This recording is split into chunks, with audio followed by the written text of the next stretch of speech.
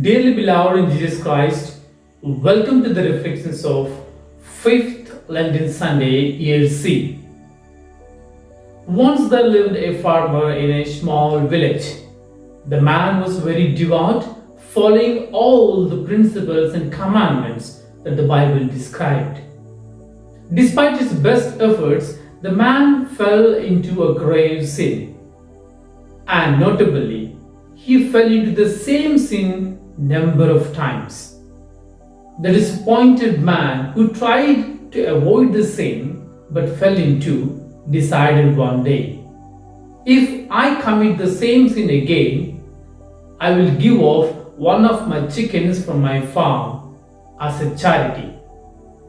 The next day, despite his best efforts to avoid the sin, he fell into it. He picked a chicken, gave it in charity. The third day, he fell again into the same sin. With a lot of gloomy and remorse, he gave another chicken into charity. The fourth day, fifth day, and it went on till all his farm was empty. Completely disappointed from his behavior and failure, the man decided to commit suicide. Just then, there was a bell on his door. When he opened the door, there stood a man with a lottery ticket in his hand saying, "Sir, you have won $2,000 of lottery." Dear friends, this is how the Lord deals with all those who do their best to avoid the sin, but they fall into again. It's not that we don't sin. It's our best efforts to avoid the sin that which is rewarded by the Lord. Dear friends in Christ, in today's gospel passage, we hear about a woman caught in adultery. And this parable teaches so many things which actually can make one into a real, authentic Christian. First and foremost, let us meditate upon the phrase which Jesus says, "Sin no more." And this phrase is very much prevalent for us in this Lenten season, where most of us try to avoid doing some sins, taking pledge. But what happens?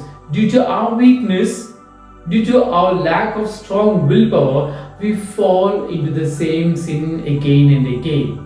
To this kind of people who really make their best efforts to avoid sin, the Lord gives them chance after chance to become better little by little. Remember, it's not a license for us to commit sin again.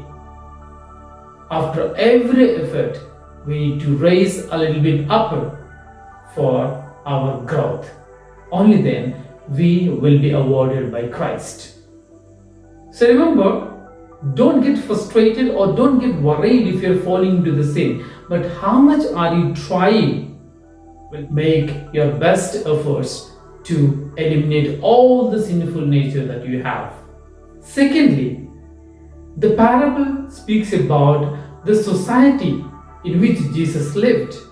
Well, adultery is a sin which is possible only with commission of two people.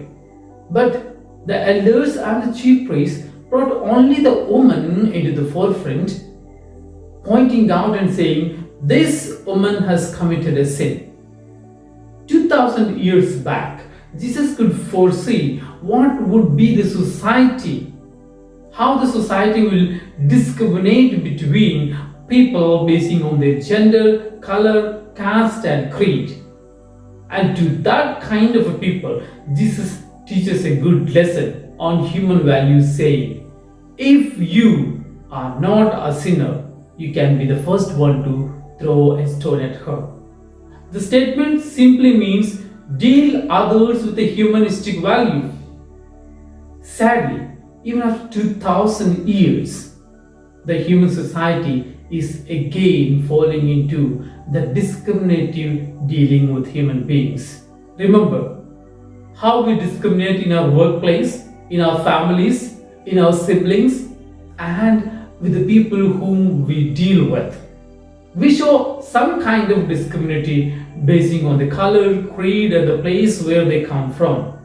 But the Lord tells, all these things do not matter at all. What matters is how humanistic is your approach towards the other who is working with you. Therefore, brothers and sisters in Jesus Christ, from the fifth Lenten Sunday liturgy, let us take two important notions for our reflection. First, do your best efforts to avoid the sin, and the Lord will reward you for your efforts, not for falling into sin. Secondly, let us have the humanistic approach in our dealing with others, eliminating all the discrimination that is possible.